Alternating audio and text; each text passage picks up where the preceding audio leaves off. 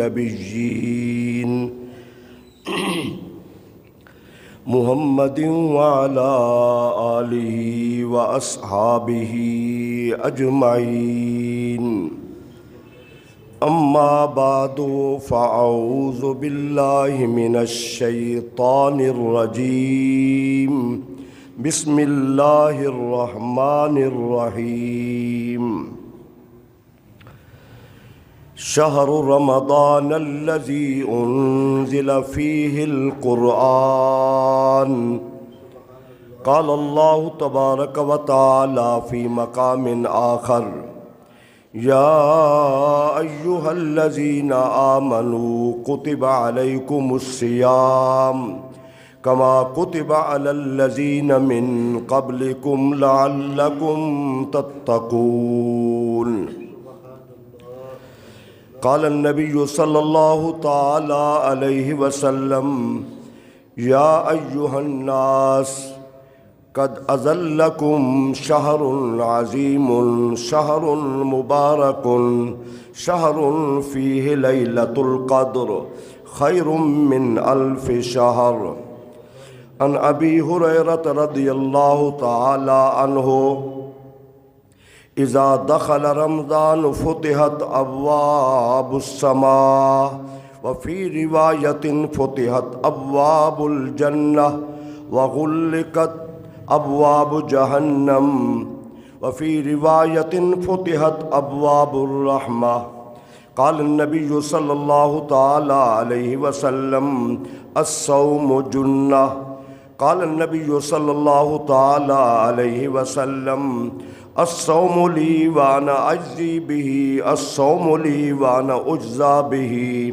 أو كما قال قال النبي صلى الله تعالى عليه وسلم لكل شيء زكاة وزكاة الجسد الصوم رب اشرح لي صدري ويسر لي أمري واحلل عقدة من لساني يفقهوا قولي قال الله تبارك وتعالى في شان حبيبه مخبرا وآمرا إن الله وملائكته يصلون على النبي يا أيها الذين آمنوا صلوا عليه وسلموا تسليما اللهم صل على سيدنا ومولانا محمد وعلى آل سيدنا وأصحاب سيدنا ومولانا محمد وبارك وسلم وصلوا عليه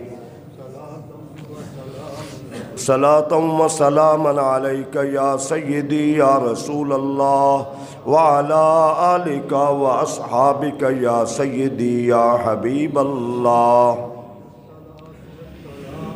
اللہ رب العزت کی حمد و ثنا حضور نبی رحمت شفیع امت جان کائنات خاتم النبیین صلی اللہ تعالی علیہ وسلم کی ذات اقدس پر درود و سلام عرض کرنے کے بعد دعا ہے اللہ رب العالمین مجھے کلمات حق کا قرآن و سنت کی روشنی میں بیان کرنے کی توفیق عطا فرمائے۔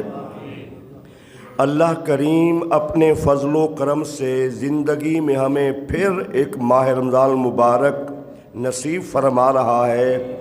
اللہ ان کی قدر کرنے کی، اللہ اس کے تقاضے پورے کرنے کی، احترام کے حوالہ سے ہو، روزہ کے حوالہ سے ہو، نماز تراویح کے حوالہ سے ہو، تلاوت قرآن کے حوالہ سے ہو، صدقات و خیرات کے حوالہ سے ہو، شرم و حیا کے حوالہ سے ہو، زبان کی پاکیزگی کے حوالہ سے ہو، جتنے بھی اس ماہ مبارک کے تقاضے ہیں اللہ ہم سب کو وہ پورے کرنے کی توفیق عطا فرمائے۔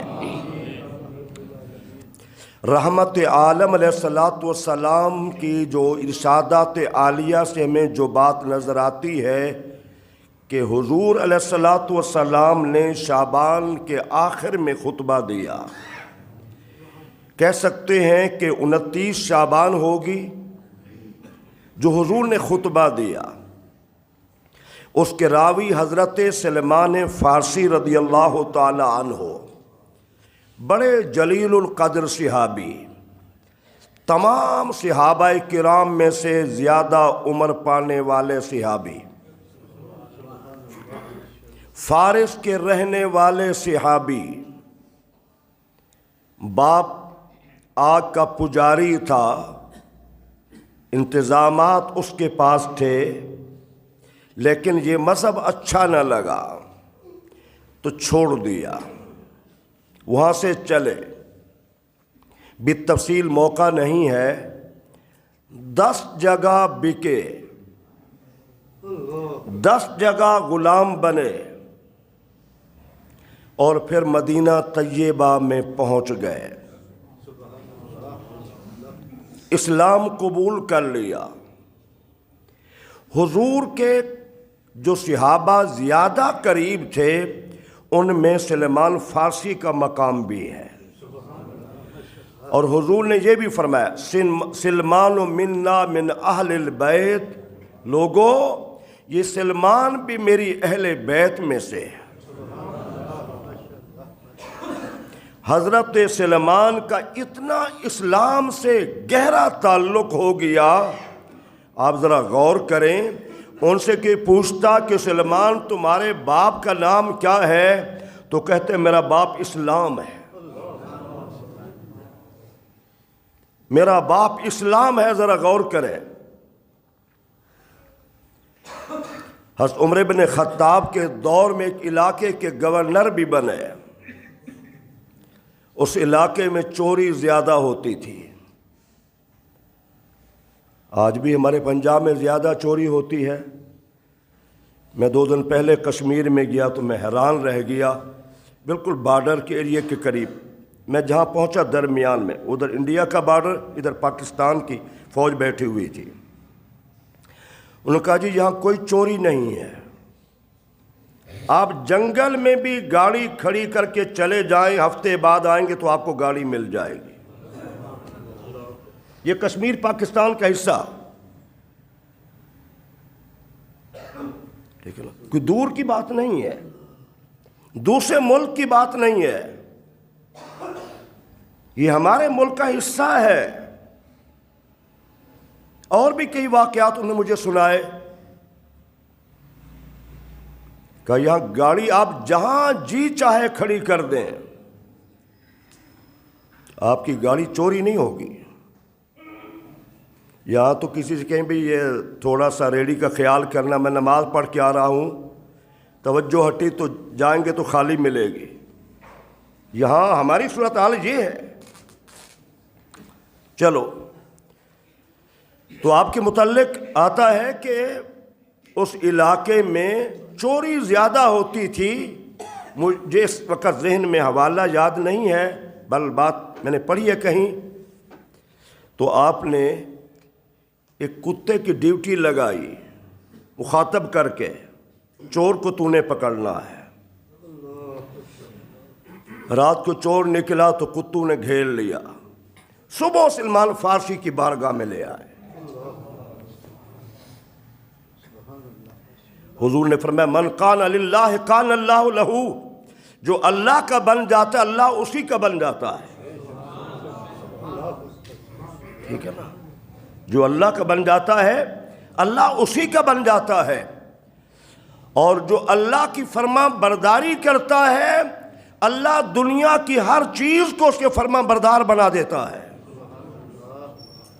اندر سے دکھلاوا، ہمارا تو دکھلاوا ہے نا، سارا کچھ ظاہری ہے، دل سے جس طرح حق ہے فرما برداری کا، جب بندہ اس مقام پہ پہنچ جاتا ہے پھر جو کہتا ہے اللہ کر دیتا ہے۔ یہ قرآن و حدیث میں ہمیں ملتا ہے۔ بہرحال چلو، سلمان فارسی نے یہ حدیث بیان کی ہے۔ حضور فرماتے ہیں یا ایھا الناس، اے لوگو، قد اظلکم شہر عظیم، تمہارے اوپر ایک عظیم مہینہ سایہ فگن ہو رہا ہے۔ شہر مبارک، انتہائی مبارک مہینہ ہے۔ فیہ لیلۃ القدر، اس میں شب قدر کی رات ہے۔ خیر من الف شہر، قرآن میں بھی یہی ہے، خیر من الف شہر، وہی الفاظ ہیں جو حضور کے ارشاد گرامی میں ہیں۔ ٹھیک ہے نا؟ قرآن میں سورہ قدر میں جو کلمات ہیں نا، حدیث طیبہ میں بھی وہی کلمات ہیں۔ حضور فرما رہے ہیں اس میں ایک رات ایسی ہے جو 1000 مہینوں سے بہتر ہے۔ اور جو قرآن کا تعارف کرایا گیا رمضان کا، جو رمضان مبارک کا تعارف کرایا گیا، وہ بڑا تعارف ہے۔ آج ساری دنیا تعارف چاہتی ہے، میں بھی چاہتا ہوں، آپ بھی چاہتے ہیں ہمارا تعارف ہو، لوگ پہچانے جانیں۔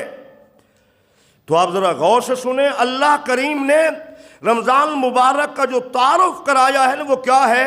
شہر رمضان الذی انزل فیہ القرآن۔ رمضان مبارک وہ مہینہ ہے جس میں اللہ نے قرآن کو نازل کیا ہے۔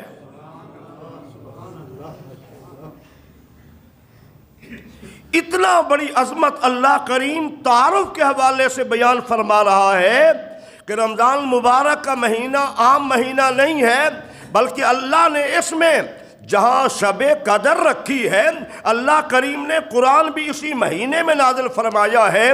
بلکہ علماء کرام نے فرمایا ہے تورات بھی رمضان مبارک میں نازل ہوئی ہے، انجیل بھی رمضان مبارک میں، زبور بھی رمضان مبارک میں، اور تمام صحائف آسمانی جو نازل اللہ نے انبیاء پہ فرمائے ہیں وہ رمضان مبارک میں نازل فرمائے ہیں،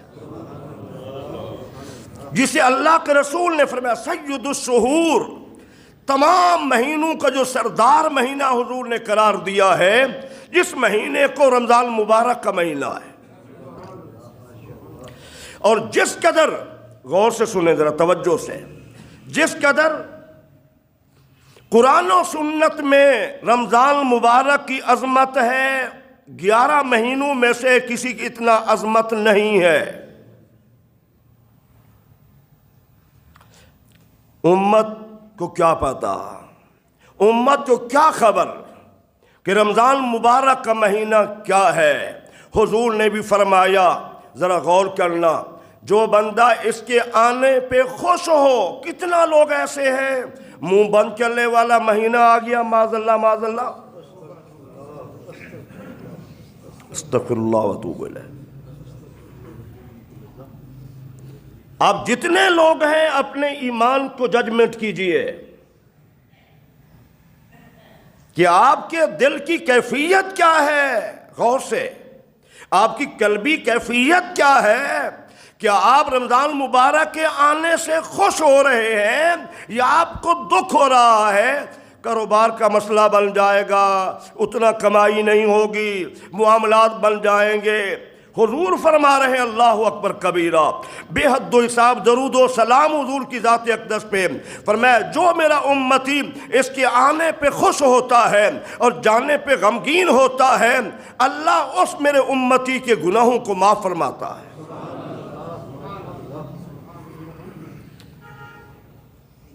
حضور نے ارشاد فرمایا اگر میری امت کو علم ہو جائے کہ رمضان مبارک کی عظمت کیا ہے، اللہ اکبر، کتنا بڑی حدیث ہے، فرمایا وہ تمنا کرے کاش سارا سال رمضان مبارک ہی چلتا رہے۔ اللہ اکبر۔ اللہم صلی علی سیدنا و مولانا محمد وعلی آل سیدنا و اصحاب سیدنا و مولانا محمد وبارک وسلم وصلوا علیہ صلاۃ و سلام علیک یا سیدی یا رسول اللہ وعلی آلک و صحابک یا حبیب اللہ۔ نیکیوں کا موسم بہار آ گیا، اجر کا موسم بہار آ گیا، ایمان اور اعمال کی تجارت کا سیزن آ گیا۔ میرے الفاظوں پہ غور کریں، ایمان اور اعمال کی تجارت کا سیزن آ گیا، اور یہ تجارت بھی ایسی تجارت ہے، تجارت لن تبور، جس میں خسارہ نہیں ہے۔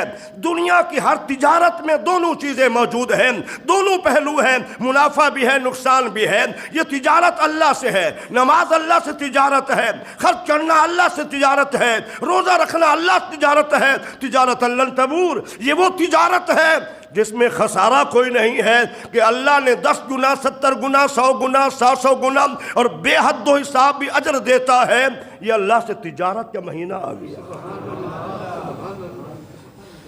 اللہ اکبر اللہ، میرا تو اندر سے ایمان تازہ ہو رہا ہے، ہر جمعہ بیان ہوتا ہے، لیکن ذرا آپ غور فرمائیں، اللہ سے تجارت کا مہینہ آ گیا ہے۔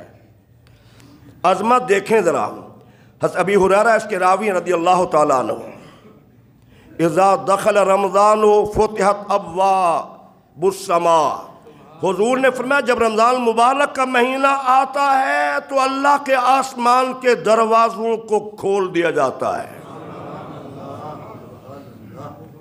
وفی روایت فتحت ابواب الجنہ، ایک روایت میں حضور نے یہ بھی فرمایا کہ اللہ اپنی جنت کے دروازے بھی میری امت کے لیے کھول دیتا ہے۔ اللہ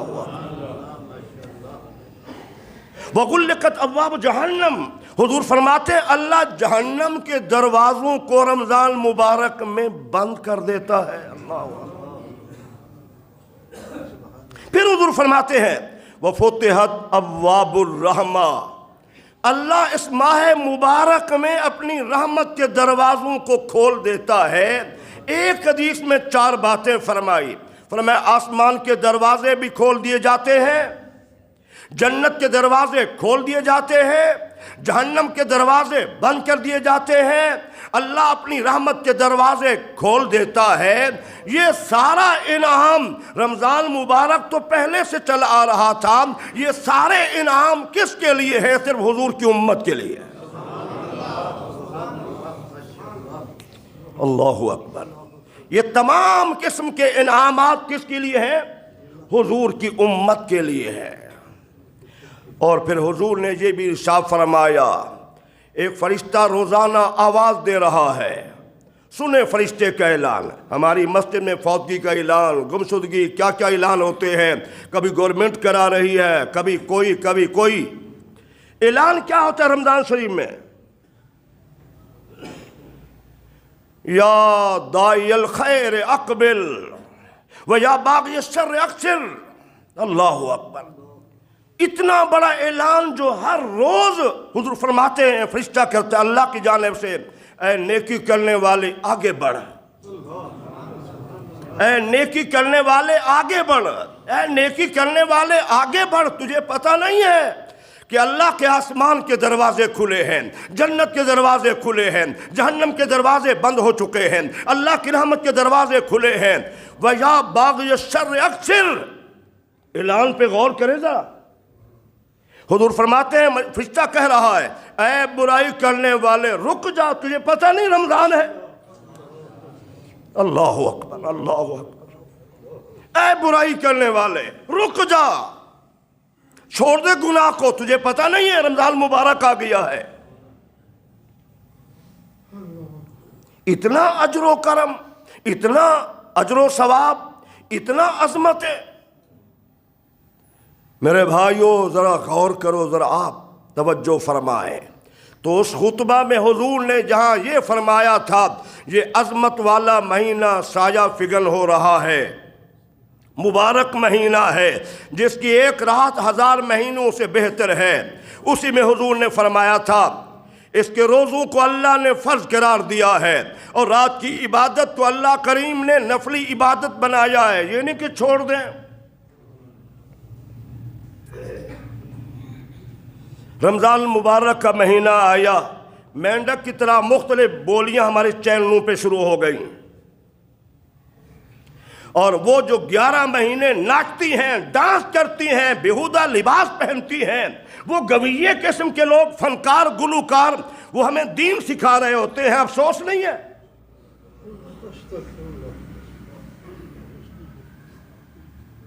ہم اس عظیم مبارک مہینے میں گویوں سے، اداکاراؤں سے دین سیکھتے ہیں، ہمیں کیا پتا دین کیا ہے؟ 11 مہینے جو ڈانس کریں، بیہودہ لباس پہنیں، بدتمیز، بد اخلاق، بے شرم، بے حیا قسم کی خواتین نظر آئیں، وہ اس مہینے میں آ کے مبلغہ بن جاتی ہے، وہ گلوکار ہمارے مبلغ بن جاتے ہیں۔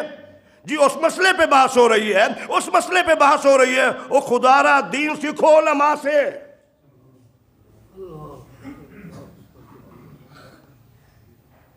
اتنا کھلے الفاظ میں یہ آپ کا نکما خطیب عرض کر رہا ہے، کاش میری باتیں آپ ذرا غور سے سنیں۔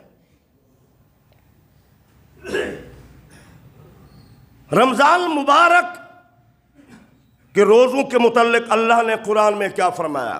یا ایھا الذین آمنوا کتب علیکم الصیام، اے ایمان والو تم پہ روزے فرض کیے گئے، نماز فرض، زکوٰۃ فرض، دولت ہو تو حج فرض، ٹھیک ہے نا، روزے فرض، کما کتب علی الذین من قبلکم، پوری امت کو ایک بات سے آگاہ کیا جا رہا ہے۔ کبھی کوئی مشکل کام آئے تو ہم کہتے ہیں میرے باپ نے بھی نہیں کیا، میں کیسے کروں؟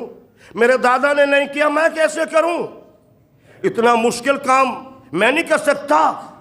تو روزے کے حوالے سے کسی کے ذہن میں آئے یار اتنا مشکل کام، سارا دن بھوکا رہنا ہے، نہ کھاؤ نہ پیو، خواہشات سے الگ رہو، اتنا مشکل کام ہے۔ تو ہمارے دلوں کو تسلی دینے کے لیے اور دماغ کو صاف کرنے کے لیے اللہ فرما رہا ہے کما کتب علی الذین من قبلکم، جس طرح تم سے پہلے لوگوں پہ ایک نبی کی امت زمین پہ ایسی نہیں تھی جس پہ روزے اللہ نے فرض نہ فرمائے ہوں۔ سمجھ آ رہی میری بات؟ کہا کما کتب علی الذین من قبلکم، جس طرح تم سے پہلے لوگوں پر، پہلے انبیاء کی امت پر ایک نبی اس کی امت ایسی نظر نہیں آتی جس پہ روزے فرض نہ ہوں۔ ہاں، جو اللہ سبحانہ تعالیٰ نے حضور کے صدقے سے اجر و ثواب اس امت کے لیے رکھا ہے وہ کسی کو نہیں دیا۔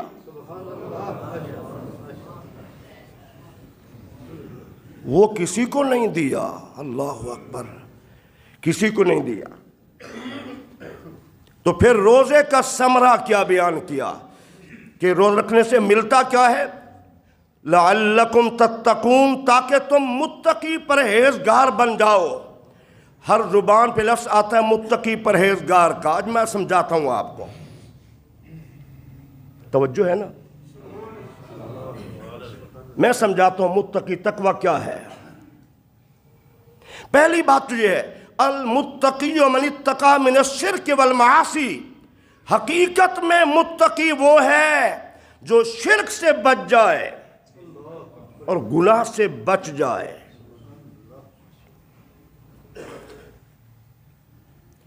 ہر گناہ سے بچنے کا نام کیا ہے؟ تقوی۔ آپ روزہ بھی رکھتے جائیں، 2 نمبر کام بھی ہم کرتے جائیں، بری نگاہ بھی ڈال رہے ہیں، جھوٹ بھی بول رہے ہیں، گالی گلوچ بھی کر رہے ہیں، ملاوٹ بھی کر رہے ہیں، دھوکہ بھی کر رہے ہیں، تو یہ تقوی تو حاصل نہیں ہوگا۔ حضور نے فرمایا کتنا روزے دار ایسے ہیں جن کو سوائے بھوک اور پیاس کے اللہ کے ہاں کچھ نہیں ملتا، استغفر اللہ، صرف بھوک اور پیاس، اس کے علاوہ اجر کوئی نہیں ہے، کوئی نہیں ہے۔ آپ کہیں جی سارا دن روزہ رکھا ہے، چنگا مولوی صاحب نے جی کہنے اجر ہی کوئی نہیں۔ بھی میں سمجھانے کی مثال دیتا ہوں۔ آپ ایک اچھے ڈاکٹر کے پاس اپنا علاج کر رہے ہیں، چاہے آپ کے دل کا مسئلہ ہے، چاہے آپ کی شوگر کا مسئلہ ہے، چاہے آپ کے دماغ کا مسئلہ ہے، چاہے آپ کے گردوں کا مسئلہ ہے، وہ آپ کو اچھے سے اچھا ڈاکٹر علاج کے ساتھ ساتھ آپ کو پرہیز بھی بتاتا ہے۔ ایسا ہے کہ نہیں ہے؟ بھی دوائی بھی کھائیں اور پرہیز بھی کریں۔ آپ قیمتی ڈاکٹر سے، انتہائی تجربہ کار اور مہربان ڈاکٹر سے قیمتی ترین نسخہ آپ لے کے آئیں، استعمال کریں، پرہیز نہ کریں۔ اللہ کرے آپ کو میری بات سمجھ آ جائے۔ ڈاکٹر بھی اچھا ہے اور دنیا کا ہر ڈاکٹر سے کہتا ہے کہ اس سے اچھا ڈاکٹر کوئی نہیں ہے، اور اس نے جو نسخہ تجویز کیا اس سے اچھا نسخہ کوئی نہیں ہے، لیکن آپ دوائی کے ساتھ پرہیز ہی نہیں کر رہے، مرضی اپنی کر رہے ہیں، تو کیا فائدہ ہوگا؟ بس یہی سمجھنے کی بات ہے۔ آپ نے روزہ تو رکھ لیا ہے، اللہ کا تو حکم مان لیا ہے، لیکن آپ کی نگاہ اس طرح چل رہی ہے، آپ کے پیٹ میں لقمہ حرام جا رہا ہے، آپ 2 نمبری ویسے کر رہے ہیں، آپ گالی گلوچ ویسے دے رہے ہیں، تو میرے بھائیوں آپ اس طرح 1 مہینہ کیا 50 برس کیا 100 برس بھی ایسے روزے رکھتے رہیں تو آپ کو اس روزے کا کوئی فائدہ نہیں۔ پرہیز ضروری ہے، حرام سے بچنا ضروری ہے، گناہوں سے بچنا ضروری ہے۔ ایک رمضان اللہ نے ہمیں زندگی میں دیا ہے، رمضان المبارک کا مہینہ 11 مہینوں کی طرح نہ گزارو، اس کے جب صحیح تقاضے پورے کریں گے تو پھر اجر کیسا ہوگا۔ علماء فرماتے ہیں حضرت یعقوب علیہ السلام کے 12 بیٹے تھے اور اللہ کریم نے 11 ان کے بھائیوں کو حضرت یوسف علیہ السلام کی برکت سے معاف کر دیا۔ تو اللہ ہماری بہت ساری خطاؤں کو رمضان مبارک کی برکت سے معاف کرتا ہے، رمضان مبارک کی برکت سے معاف کرتا ہے۔ پھر دیکھیں آپ ذرا غور سے سنیں، رحمت عالم نے کیا ارشاد فرمایا، وَصُومُوا تَصَحُوا، روزہ رکھو صحت یاب ہو جاؤ گے۔ دنیا میں اللہ کی مخلوق میں حضور سے بڑا دانا کوئی نہیں ہے، اللہ کی مخلوق میں سب سے بڑا صاحب علم کوئی نہیں ہے، اللہ کی مخلوق میں حضور سے بڑا کائنات میں حکیم کوئی نہیں ہے۔ میں منبر رسول پہ بیٹھ کے کہہ رہا ہوں، مسلمان ڈاکٹر چھوڑو، غیر مسلم ڈاکٹر جتنے بھی ہیں، ایک ڈاکٹر نے نہیں کہا کہ روزہ رکھنے سے صحت خراب ہوتی ہے۔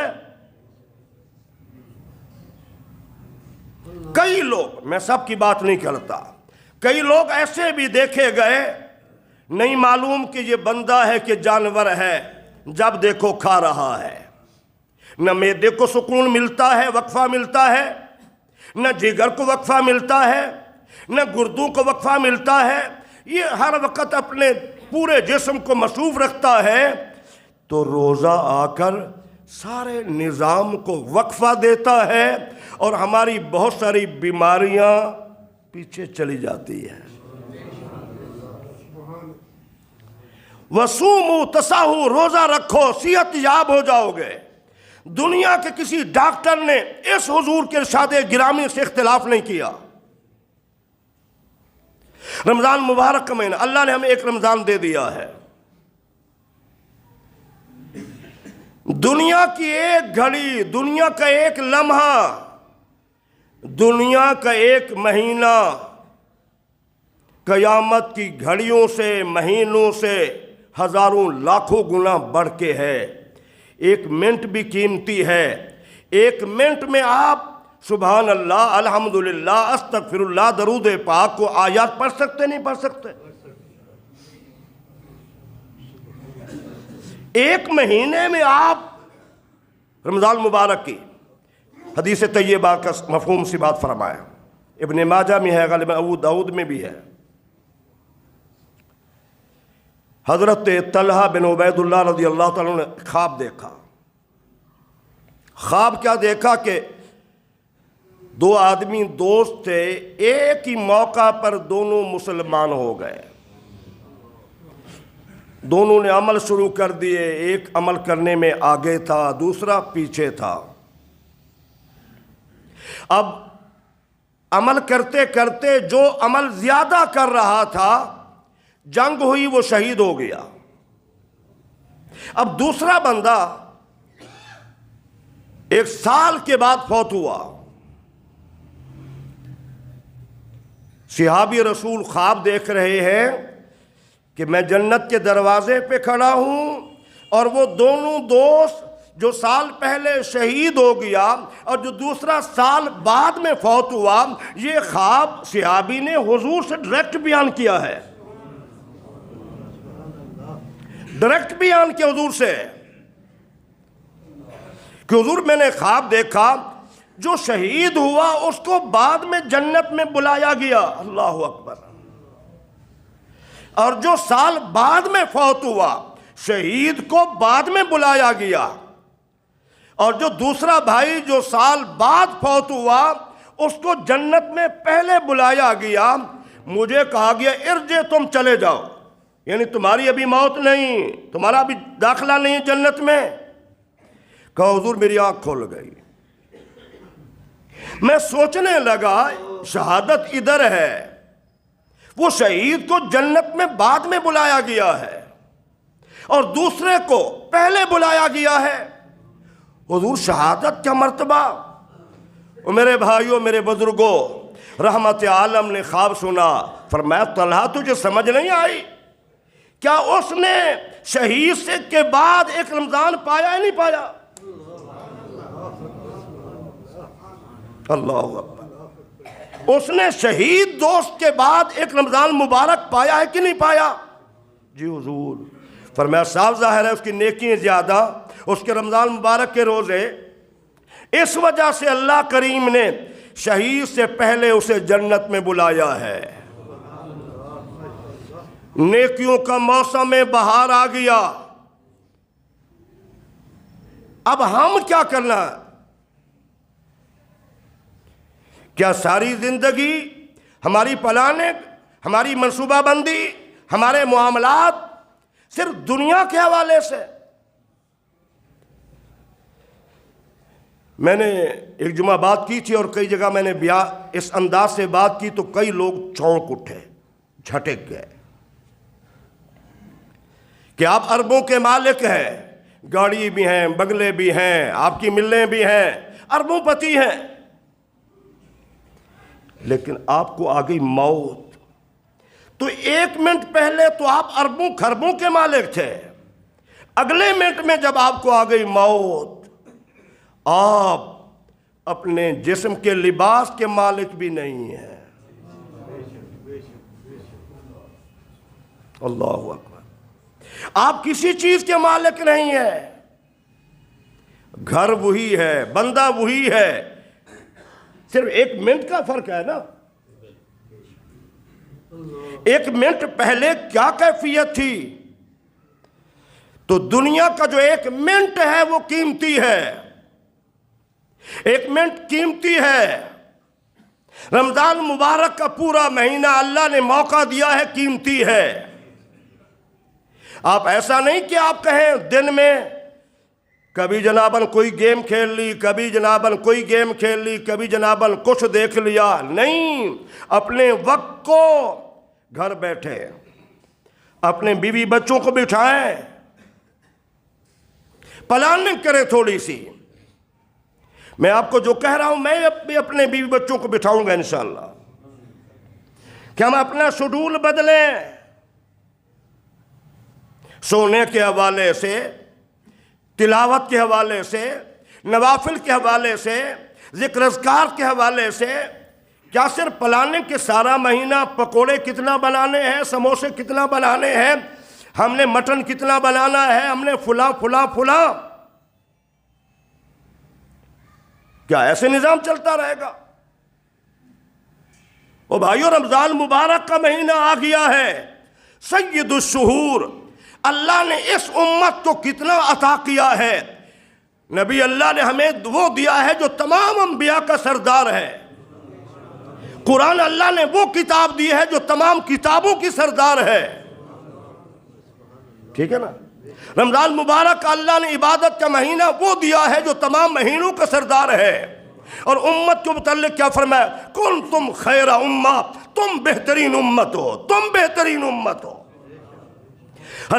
ابراہیم کا مرتبہ بڑا ہے، موسیٰ کلیم اللہ کا مقام بڑا ہے، لیکن اللہ کریم نے کسی نبی کی امت کو خیر امہ نہیں کہا ہے، خیر امہ کہا ہے تو حضور کی امت کو کہا ہے۔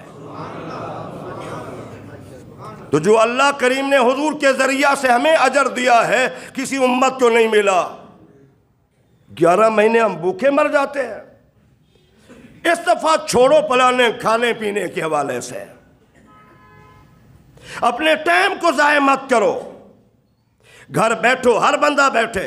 میں نے کہا کہ میں بھی انشاءاللہ بیٹھوں گا، میں بھی اپنی بیوی کو بچوں کو بٹھاؤں گا، میں اس دفعہ ہمارا شیڈول یہ ہوگا، اللہ کو راضی کرنے کا مہینہ آ گیا ہے، اللہ سے معافی مانگنے کا مہینہ آ گیا ہے، اللہ کے ہم اچھے انسان بن سکتے ہیں، ہماری تربیت کا مہینہ آ گیا ہے، ہمارے اخلاق کا مہینہ آ گیا ہے، ہمارے اللہ سے جو معاملات بگڑے ہوئے ہیں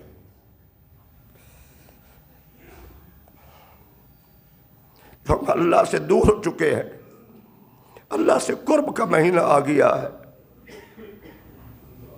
اٹھیں جمعہ کے بعد سوچ کے جائیں۔